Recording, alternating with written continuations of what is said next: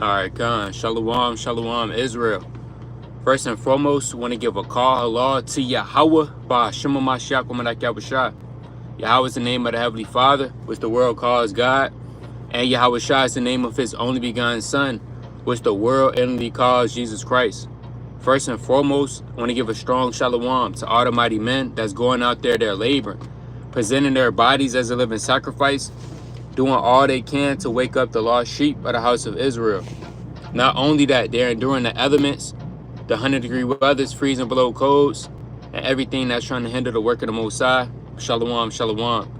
Want to give another strong shalom to the Akwath, right? The sisters that are at home, but they're reverencing their husbands, being teachers of good things, all right? And unmarried sisters as well, being tender, delicate, and on fire for the Most High God, right? Shalom, shalom. Want to give another strong shalom, last but not least, to the mighty teenagers and children in this truth, right? Doing all they can to make their calling and election sure, right? In these last days, right? And shalom to everybody that's tuning in to the live stream, Most High willing. Lord willing, brothers is having a mighty new moon and the spirit of power of Yahweh B'Shema Mashiach Wamadak Yahushua. Now, the topic of this cold cut is titled, Hey, I fell in love with suffering, pain, and affliction. And it's a lot of brothers that's going through hell and catching hell, man, and suffering affliction. What do you got to do? Guess what? You got to take, for example, the prophets, our brethren, for example of suffering affliction. Because nobody caught more hell than our forefathers. Nobody caught more hell than the true women and men of the Lord, man. The things that we going through is easy. It's a light thing, man. Things could be 100 times worse. Yet the Lord still has mercy on us to continue to endure and overcome, and then overcome some more, and then overcome some more. You got to fall in love with this thing, man. You got to appreciate these things. Because at the end of the day, everything that the Yahweh B'Shem Yahushua does, when it's all said and done, is righteous, and he has a righteous reason for doing these things. There's no such thing as bend, break, or fold, or quitting in these last days, man. The Most High, he's turning up the fire. Satan, he's turning up the fire. Different obstacles coming your way. Again, when you signed up for this truth, this is what you signed up for. It's no turning back. Right, let me kick it off with the book of 1 Peter chapter 4 and 1. All right, let's go to the book of 1 Peter chapter 4 and verse number 1. And it reads, For as much then as Christ hath suffered for us in the flesh, arm yourselves likewise with the same mind. So Yahweh Shai, he suffered for us in the flesh, man. Look at all the things when you read the Gospels that the Lord went through. All the hell that he caught. A lot of these things was prophesied to happen from old. It says, arm yourselves likewise with the same mind. I mean, you got to have the same mindset as Christ. Yahweh Shai wasn't crying. Yahweh Shai wasn't going through it, about to crash out, man, off himself through the Spirit. Yahweh Shai was as a lamb that was brought to the slaughter. He endured everything that came his way. He didn't complain. All right. He didn't say, you know what, this is the end all be all. Yahweh Shai was literally like he was prophesied to be a lamb brought to the slaughter. Meaning quiet. Took everything on. You got to be the same way. You have to understand what suffering and what affliction really is. And it's going to change your whole perspective and your mind through the Spirit and power. So it says, arm yourselves likewise with the same mind. Because if you have a bad mind while you're going through affliction, adversity, suffering, you're going to want to do the things that the people of the world is going to do. They're going to get carnal. They're going to give up. They're going to give into their flesh. We got to be spiritually minded. Guess what? We got to change our mentality, man. And a lot of people don't have the mentality of Yahweh Shai. A lot of people don't have a strong mentality to fight these things off. To catch so much affliction. Hey, we caught so much affliction. Guess what? We love it now. We in love with the feeling of pain, suffering, hurt, adversity. You're going to have people of the world, they say, are you crazy? What do you mean you like suffering? What do you mean you like hard times? Guess what? You got to love the hard times just as well as you love the good times. If not even more. It's a just balance in this thing. The Lord said, Proverbs 11:1, a false balance is abomination unto the Lord. Didn't the Lord say in Job, the 2nd chapter, does not the Most High give good and evil? Guess what? Hey, sin and affliction this way, man. We want all of that through the Spirit. We're not running. We're not ducking. We're going to take it on the chin, Lord willing. So it says, arm yourselves with the same mind. For he that have suffered in the flesh have ceased from sin. So guess what? Yahweh Shai, he had the mindset, a great mindset of suffering what? Affliction. Let's go to the book of James. I want James, the 5th chapter. Right? Where the Lord talks about taking an example of the men before us.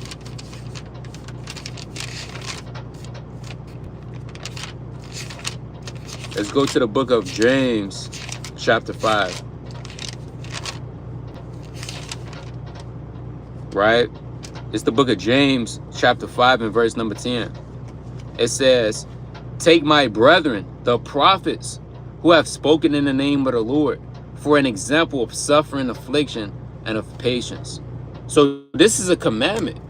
You got to take all of the prophets that was before in the name of the Lord for an example.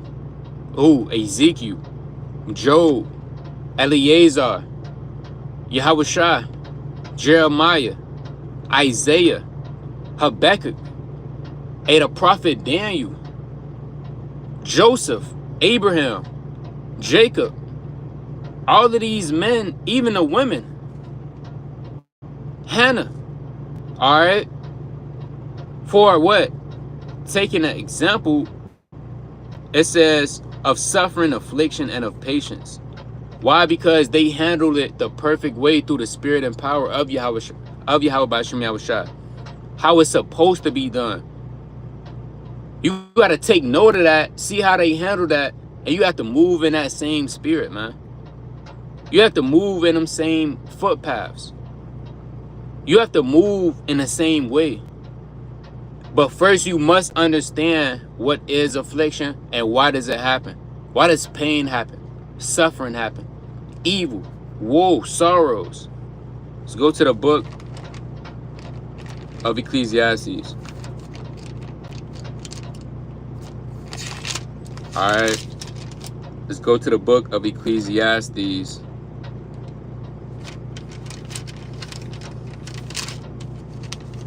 Chapter Slakia.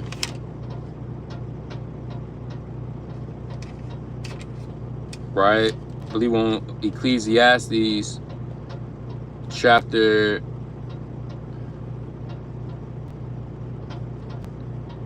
8. Right? It's the book of Ecclesiastes chapter 8 and verse number 5. It says, whoso keepeth the commandment shall fear no evil thing, and a wise man's heart discerneth both time and judgment. So a wise man is going to discern time and judgment. There's only two reasons why you catch hell and affliction and suffering. One, because the Lord is spiritually getting you ready for something greater. You can't come into the truth and say, guess what? I'm going to be a soldier and a soldier of the Lord. And the Lord just put you on the front line. No, the Lord has to prove you, man. You can't just say, I want to be a righteous woman of the Lord, a virtuous daughter of Zion, and the Lord put you out there on the front line. No, he has to prove you as well.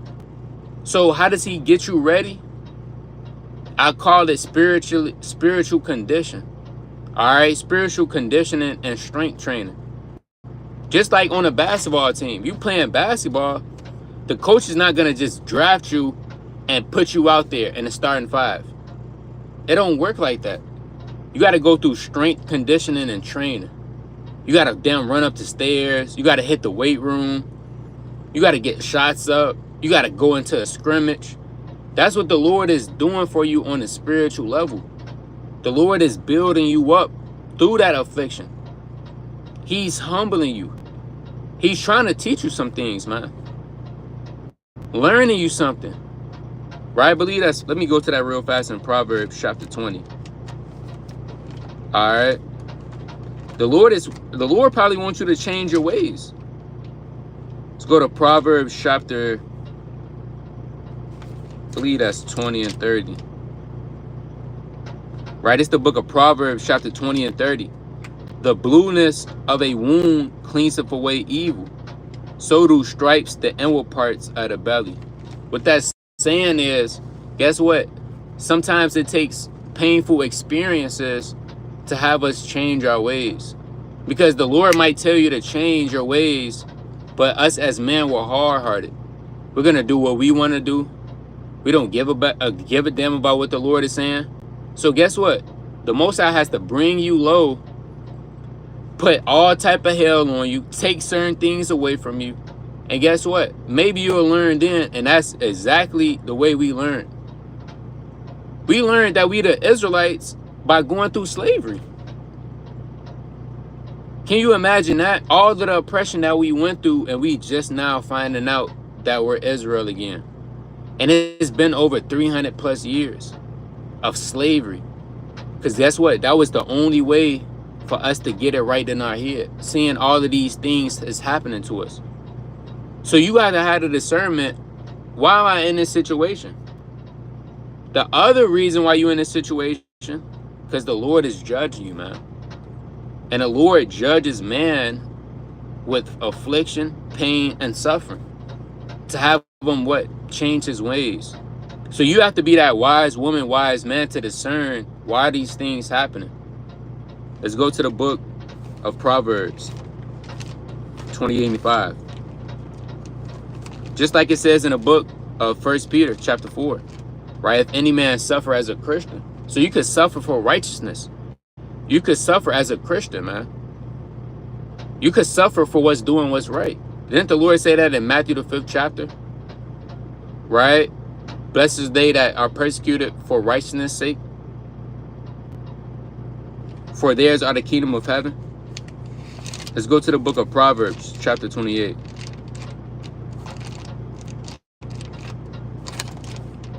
Right? It's the book of Proverbs, chapter 28, and verse number 5. It says, evil men understand not judgment, but they that seek the Lord understand all things. And when you seek the Most High, you seek his commandments, his glory, you're going to what? You're going to start understanding all things, man. All right. See, it's just a demon in the chat. Nevertheless, you want to understand all things. Everything is going to make sense. Why this has happened? Why does this happen? Why does this happen? Why does this happen? So guess what? You got to program your mind. Affliction is not bad. You have to program your mind to what? Desire that. Covet after that. Why? Because that's building you up through the spirit and power of the Most High God, man. Let's go to the book of Hebrews. Right? Actually, let's go to the book of Hebrews, chapter 11. All right. Let's go to the book of Hebrews, chapter 11, and verse number 24. Hebrews 11 and 24, it says, by faith Moses, when he was come to years, refused to be called the son of Pharaoh's daughter. All right. So Moses, when he got up there in age, he refused to be called the son of Pharaoh's daughter. Because there was a lot of fame, wealth, and power that came with that. It says, verse 25, choosing rather to suffer affliction. So you can't tell me we're crazy for loving affliction. Why? Because Moses, he had the choice to not suffer affliction. But guess what? He suffered that. He wanted that. He desired that. You can't call us crazy.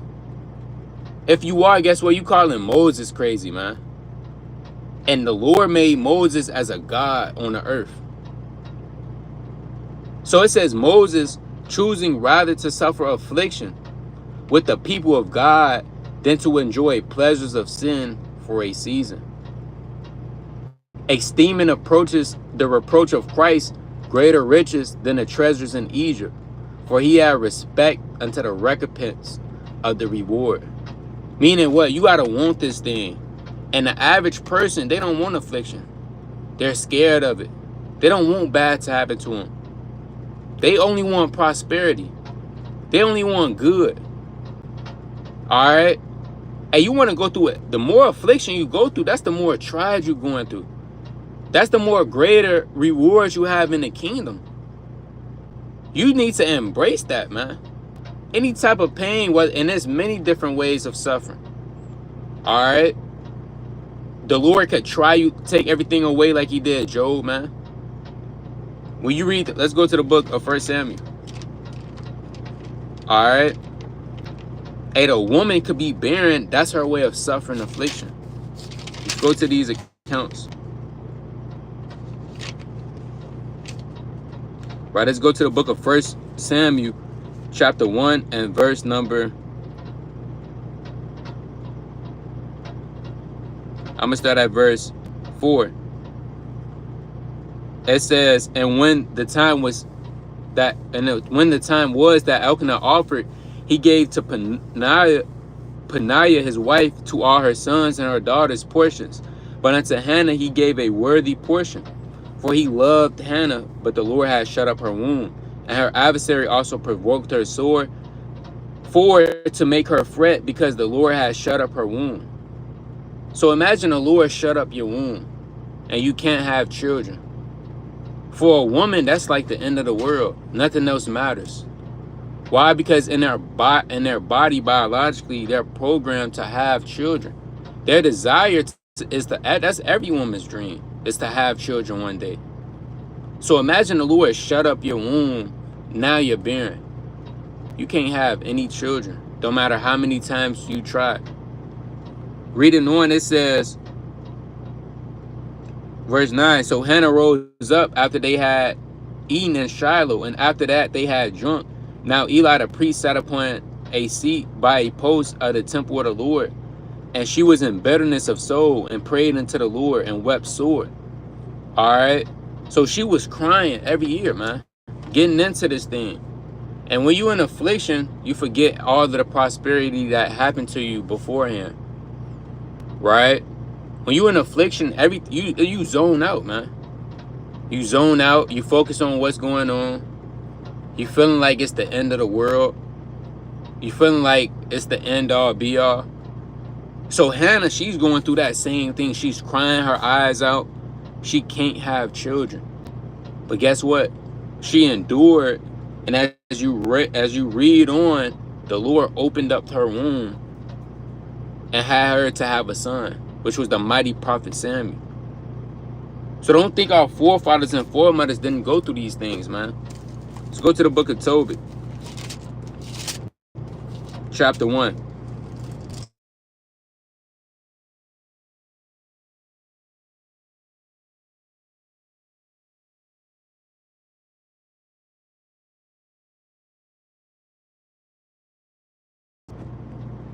Right? Let's go to the book of Tobit, chapter 2, and verse number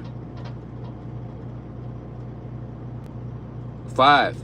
It says, then I returned and washed myself and ate my meat in heaviness, remembering that the prophecy of Amos, as he said, your feast shall be turned into mourning and all your mirth into lamentation. So Tobit, he's already down in the spirit. He's not feeling good.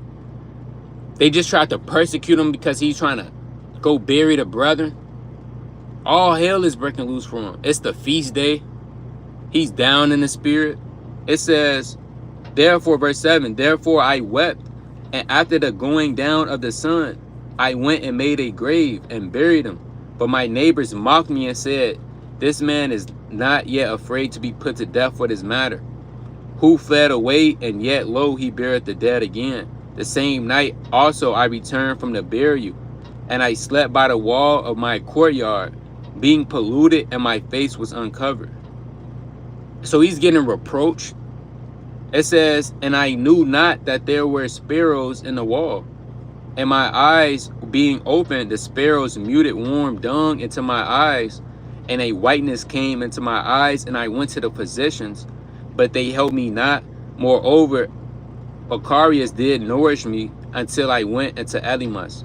So Tobit is catching hell, man. All right. Guess what? A sparrow pooped in his eyes and his eye turned white, he couldn't see anymore. That hasn't happened to you. Again, all four, you got to take these things for example. Let's go to the book of Tobit, chapter 3, and verse number 6. It says, now therefore deal with me as seemeth best unto me. Tobit 3 and 6. And command my spirit to be taken from me, that I may be dissolved and become earth. For it is profitable for me to die rather than to live, because I have heard false reproaches and have much sorrow. Command therefore that I may be delivered out of this distress and go into the everlasting place. Turn not thy face away from me. And you might feel like that in the spirit. Lord, why ain't you killed me yet? Right? I just want to die. I don't want to go through this. Kill me already, Lord.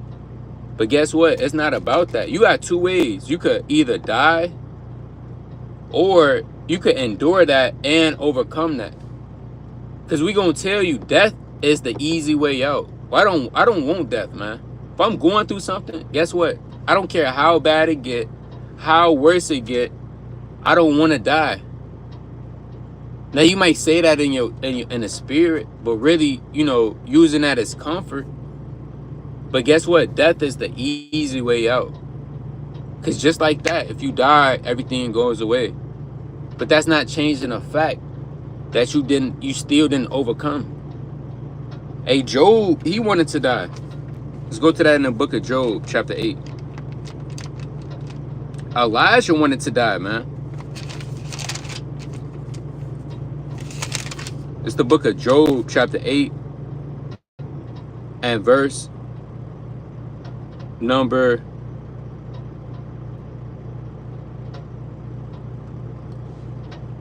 Job chapter 8 and verse number,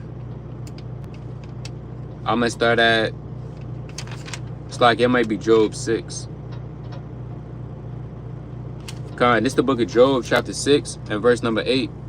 It says, oh, that I may have my request, and that God would grant me the thing that I long for. Right? What is the thing that Job longed for? Hey, Job wished himself that he would die, man. Everything got took from his family, his kids, right? Cattle, wealth, gold, his handsomeness, his woman turned on him. And guess what? You want that thing that you greatly long for. What did Job long for? He wanted death. It says, even that it would please God to destroy me, that he would let loose his hand and cut me off. Then should I have comfort? Yeah, I will harden myself in sorrow. Let him not spare, for I have not concealed the words of the Holy One. So Job thinking, yeah, he shall have comfort. But when it's all said and done, you really trying to escape what you're going through. You can't escape the fire. Like we say, you got to program your mind. You got to want this thing, man. And it take a strong mentality. That's why we have these examples of our forefathers, so we can see, okay, he went wrong on this, but he did right on this. Let me take this and let me leave this right here. Let me take something from Tobit. Let me take something from Job. Let me take this from Hannah, right? Ezekiel, man. There's many different ways of suffering affliction. You might go financially broke, negative in your account, have no money at all to your name. Again, you might feel like it's the end of the world. It's not. Your woman might commit adultery on you, which is, that's one of the top, according to the scriptures, that's one of the worst things ever. And you might feel like, guess what? I need to die. Let's go to the book of Sirach. There's many different ways of pain that can happen. You might lose a loved one. Let's go to the book of Sirach, chapter 25 and verse number 13. It says, give me any plague but the plague of the heart, and any wickedness but the wickedness of a woman. Right? And guess what, hey, you brothers, you know what I'm talking about, man. Woman that you kind of liked it, you invested your time into her. All right, you trying to change her, you doing this and that for her, And guess what? She end up down breaking your heart. And you feel it all in your chest. Alright? You might have a woman you building with her, you in a relationship. Guess what? She go out and cheat on you and play the harlot. And you find out. You see some things in your phone you didn't want to see before. Right? You damn losing your mind. Hey, the average Jake in the world, he might kill himself, man. He as they say, he crashing out. Alright? You might feel like it's the end of this thing, but guess what? It's not. You gotta really want that. Why? Because it's always something that you can learn from it and better yourself with. No matter what age you are, man. It's always something you could take and say, you know what? This happened for a reason. And this taught me this. This was a great opportunity to learn from where I went wrong at. All praise to the Most High God. So it's different types of pains in this thing. Let's go to the book of Ezekiel. Right? Slack here. Right, let's go to the book of Ezekiel, chapter 24.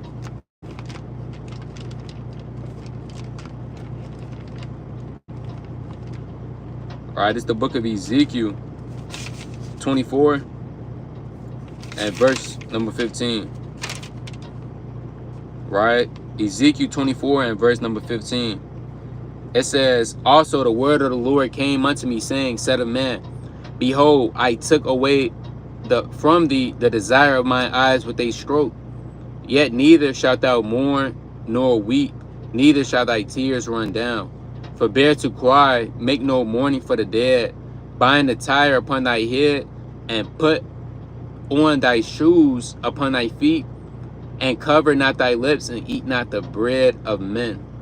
So guess what? The Lord told Ezekiel, and guess what? I'm going to take your wife away. I'm going to kill your wife, man. I'm going to take her away. And guess what? You can't cry. You can't mourn. You can't eat anything. You got to go out there and go teach the house of Israel. Hey, this is what the prophets had to go through. And guess what? Ezekiel had to deal with it. Ezekiel couldn't run from it. He couldn't say, I don't know about this. This is hard. I can't do this. Ezekiel had to deal with that. Read it on. It says, so I spake unto the people in the morning, and at even my wife died, and I did in the morning as I was commanded. With all of that still happening to Ezekiel, guess what? Ezekiel still did what the Lord told him to do. And that's the same way we should be operating. Regardless of what's going on, things should remain the same. Nothing should switch or change up because you're going through something. You know how many people in the world that's going through something, man? If not worse. And you got to think the Most High that you're not in this world going through something. Because we going through stuff in this truth. But guess what? We had the solution to our problems. And it's all in this book right here. These people in the world, they don't have the understanding to their problems. They going through stuff, but they don't even know why they going through it. It's messing their head up. But guess what? We know why we going through these things. And it's really all to build up your character. Let's go to the book of Hebrews, chapter 12.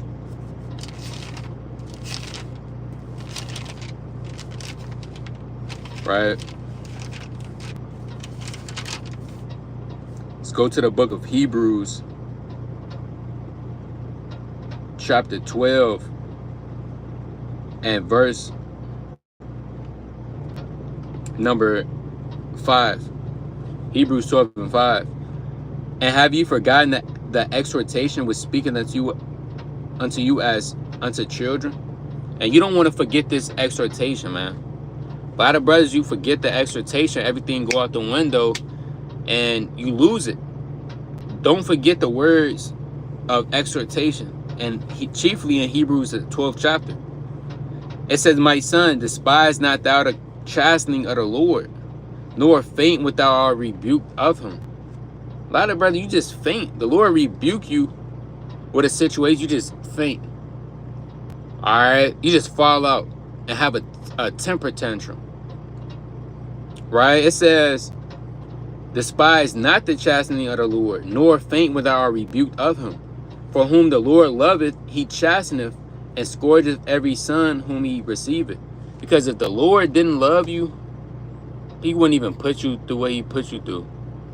In fact, the Lord actually put you what he put you through because he loved you. And he wants you to learn from it. And he actually cared for you. You forgot that part though. Thinking about everything, but you forgetting about the love that the Lord got for you, which is more precious than anything in this world, because that's love. I would feel amazing if my Creator loved me back the way I loved him. And that's what it is. The Lord is loving you. That's what love is, man. Love, like we say, is not that butterfly feeling you get in your damn stomach. Love is keeping the commandments. Love is righteousness. Showing you where you went off, how to fix certain things. It says, for whom the Lord loveth, he chasteneth, and scourgeth every son whom he receiveth. If ye endure chastening, God dealeth with you as with sons. For what son is he whom the Lord the Father chasteneth not? But if ye be without chastening, wherefore all are partakers, then ye are bastards and not sons. Furthermore, we have had fathers of our flesh which corrected us, and we gave them reverence. Shall we not much rather be in subjection unto the Father of spirits and live? For they verily for a few days chasten us after their own pleasure, but he for our profit, that we might be partakers of his holiness. Now no chastening, this is the point. Now no chastening for the present seemeth to be joyous, but grievous. Now we're not gonna be over righteous. We're not gonna be over righteous. We're not gonna try to make her seem like we somebody we not. We still in his flesh. Some of the chastening that we go through is gonna hurt. We're not saying that it's gonna hurt. You gonna cry. You're gonna be going through it, stressing out. You're gonna be not eating for certain days. In your feelings, as they say. Guess what? It's gonna hurt. Now the Lord said, no chastening for the present seemeth to be joyous, but grievous. It's gonna be grievous, man. Lord take that money from you, it's gonna hurt. It's gonna be grievous. The Lord take your you get injured on the job, and Lord take your leg away, it's gonna hurt, man. The Lord take the loved one away, it's gonna hurt. The Lord have your woman cheat on you, guess what? That's gonna hurt. Alright. The Lord have one of your child to die, guess what? That's gonna hurt. The Lord gets you physically sick with infirmity, guess what? That's going to hurt. Lord have your car get into an accident and you don't have any money to get your car fixed. Guess what? That's gonna hurt. All of these things is gonna hurt. You and your wife, you're getting into it. Guess what? That's gonna hurt, man. We're not saying that it's not, but guess what? This is the point. Nevertheless, afterward, it yieldeth the peaceable fruit of righteousness unto them which are exercised thereby. You gotta not pay attention to the present feeling, and if anything, you gotta embrace that. But we going through this for the afterward feeling. What's the afterward feeling? When you forget about what happened. When everything is better now. When you learn from your mistake. When you endured that affliction. We want that feeling afterward when you come forth as fine gold.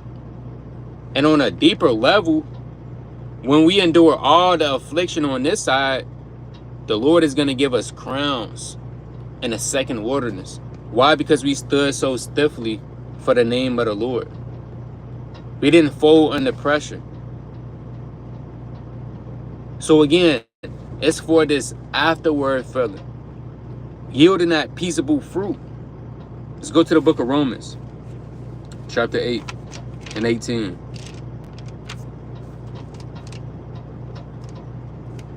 Right? It's the book of Romans 8 and 18. And it says, for I reckon that the sufferings of this present time are not worthy to be compared with the glory which shall be revealed in us. So the sufferings at this present time is not even, it don't even compare to the glory that's going to be revealed.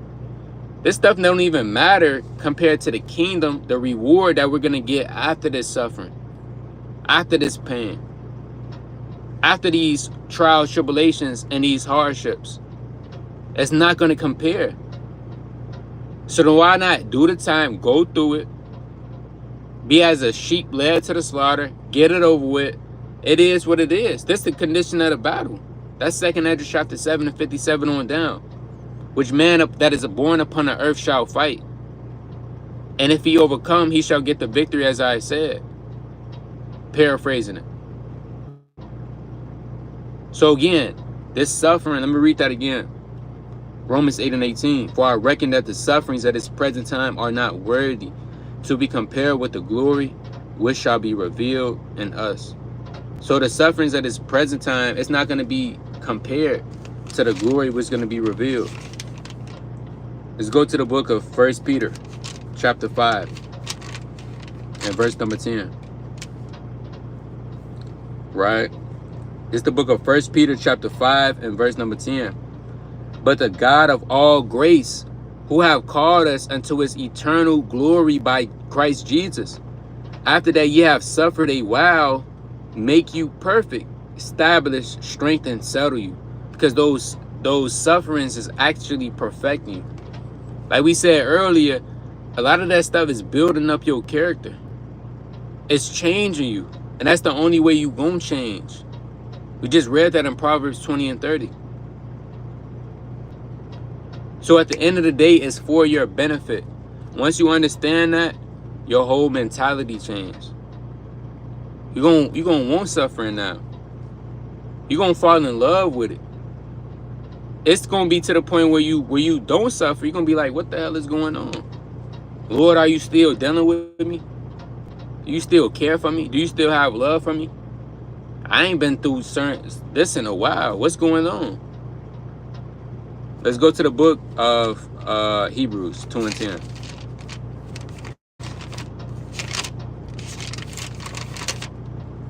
Right? It's the book of Hebrews chapter 2 and verse number 10. I'm going to start at verse 9. But we see Jesus, who was made a little lower than the angels for the suffering of death, crowned with glory and honor, that he by the grace of God should taste death for every man. For it became him, for whom are all things, and by whom are all things, and bringing many sons unto glory, to make the captain of their salvation perfect through sufferings. So Christ was, guess what? He was made perfect through suffering. He suffered so much that he was literally made perfect. And it was already prophesied that the Son of Man must suffer many things and first be rejected. Well, first be rejected as this generation and suffer many things. We want the same. We want to be rejected of this generation. And we want to also suffer many things, because that's what Yahweh Shai went through. Let's go to the book of Hebrews 5 and 9. I'm going to start at verse 5 and 7. Whose in the days of his flesh, when he had offered up prayers and supplications with strong crying and tears unto him that was able to save, though he were yet a son, yet learned he obedience by the things which he suffered. And the things which you suffered, you're going to learn obedience. All right. So this is all to learn. You got to endure it. I mean, we kind of don't know how, what other way to put it in. It is what it is. You got to find something about it that you love. Because if not, you're going to have a hard time. Let's go to the book of 2 Maccabees. Right, it's the book of 2 Maccabees, chapter 6, and verse number 30. But when he was ready to die with stripes, he groaned and said, it is manifest unto the Lord that the holy knowledge, whereas I have been delivered from, I now endure sore pains in my body by being beaten, but in soul am well content to suffer those things, because I fear him. And that's why we suffer these things. That's why we love going through these things. And Eliezer, he enduring sore pains in his body. We got to endure it just like him. And he said, what? But in soul am well content to suffer these things. So although his physical flesh going through pain, things is weighing on your mind, your conscience, and your spirit, you willing to suffer these things. Why? Because you fear the Most High God. All right. Why? Because you fear Yahweh by Shema Mashiach, Yahweh Shah. Why? Because you love this truth, man. Why? Because you would do anything for the Lord. Because you will go through anything for the Lord. Why? Because you want the kingdom. Why? Because you hate wickedness. Why? Because you want to be better. Why? Because you want to strive for righteousness. Why? Because you want to do all you could do to magnify the name of the Lord, man. Why not? Right? That's why you got to ask yourself, why not? Look, we not backing down from nothing, man. We not backing down from nothing. You gotta have that same. Didn't the Lord say in Romans? Let's get that in Romans chapter 5. Right? It's the book of Romans, right? Chapter 5 and verse number 3. It says, and not only so, but we glory in tribulations. Guess what? You gotta glory in tribulations. Guess what? We want all of that, man. Let's go. Bring it. That's the mindset you gotta be in. Glorying in these things. Appreciating the hard just as well as you appreciate the good. So you getting that just balance. Now we're not gonna say we didn't been through everything in the world. Humbly speaking, you know, certain brothers have been through a lot. Whether that's at a young age, whether that's only 1 to 2 years being in the truth. But at the end of the day, this is all just the beginning of sorrows. This is the beginning of what's to come. Guess what? Donald Trump, he's trying to have, basically he's going to get to the point where Donald Trump, he's issuing these certain laws. And guess what? They're going to start coming for the men of the Lord, man. And stuff going to get, right now, stuff is spiritual. But it's about to get real physical. And if you can't endure the spiritual, then you're not going to be able to endure the physical. So it says, and not only so, but we glory in tribulation also, knowing that tribulation worketh patience, and patience experience, and experience hope. And hope maketh not ashamed, because the love of God is shed abroad in our hearts by the Holy Ghost, which is given unto us. You see that? So we know these different things is working different characteristics that we're going to need to succeed in this truth. That we're going to need to have to be able to level up. Grow as a person. Grow as an Israelite woman. Grow as an Israelite man. These things that you're going to need, man. Let's go to the book of Sirach, chapter 11. Right? Let's go to the book of Sirach, chapter 11 and 27.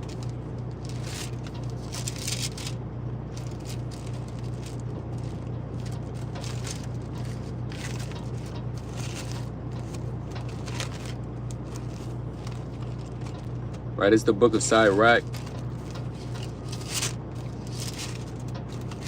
chapter 11 and verse number 27, and it reads, the affliction of a man, affliction of an hour maketh a man forget pleasure, and in his end his deeds shall be discovered. So you might go through so much affliction, you forget pleasure. You forget your wedding day. You forget the day you had children.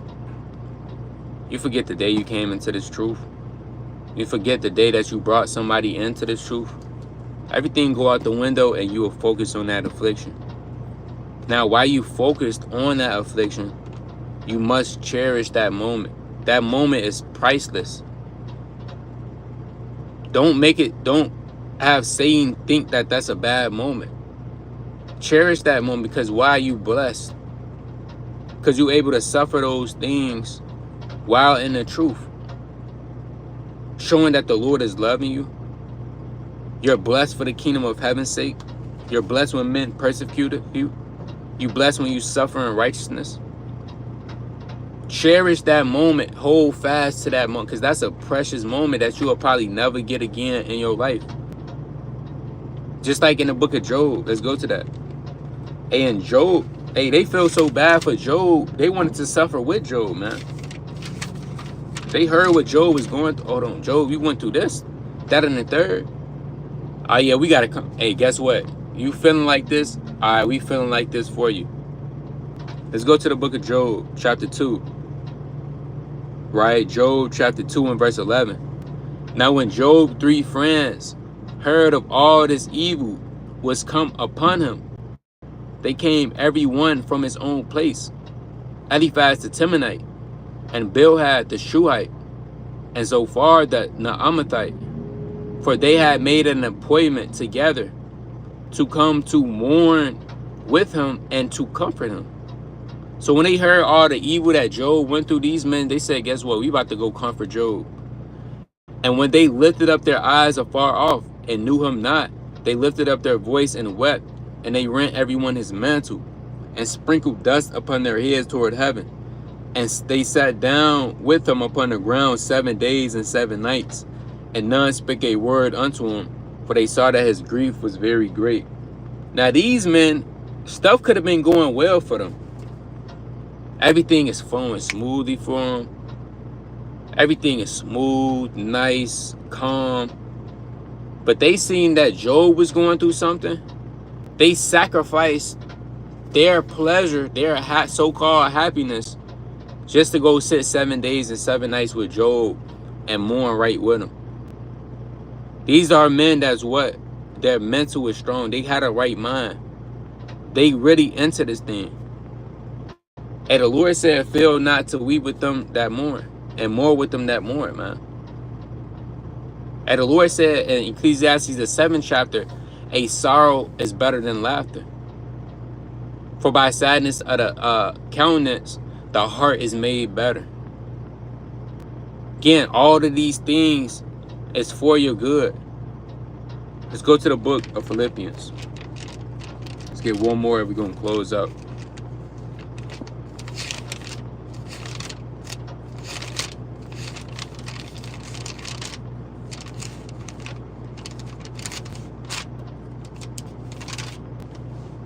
Right, it's the book of Philippians, chapter 1 and verse number 28. It says, and in nothing terrified by your adversaries, which is to them an evident token of perdition, but to you of salvation and that of God. For unto you is given in the behalf of Christ, not only to believe on him, but also to suffer for his sake. So not only we have to believe in Yahushua, we also have to suffer for his sake. So any affliction, suffering, pain, turmoil, distress, tribulation that you go through, remember that not only do you have to believe on Yahushua, believe that he's coming back, that he's the son of the Most High, he's a so-called black man, he's from the tribe of Judah. You also got to suffer for his sake. Why? Because he suffered for you the same way that you going through this suffering. And he was as a lamb brought to the slaughter. Right? So again, the topic of this cold cut is, hey, guess what? We fell in love with suffering, affliction, and pain, and adversity. Lord willing, this video was edifying. Continue to read, pray, fast, study. Most importantly, beseech the Heavenly Father for his mercy. Right? Lord willing, brothers and sisters, enjoy that new moon as well. Right? Shar new moon. With that, I'm going to say shalom.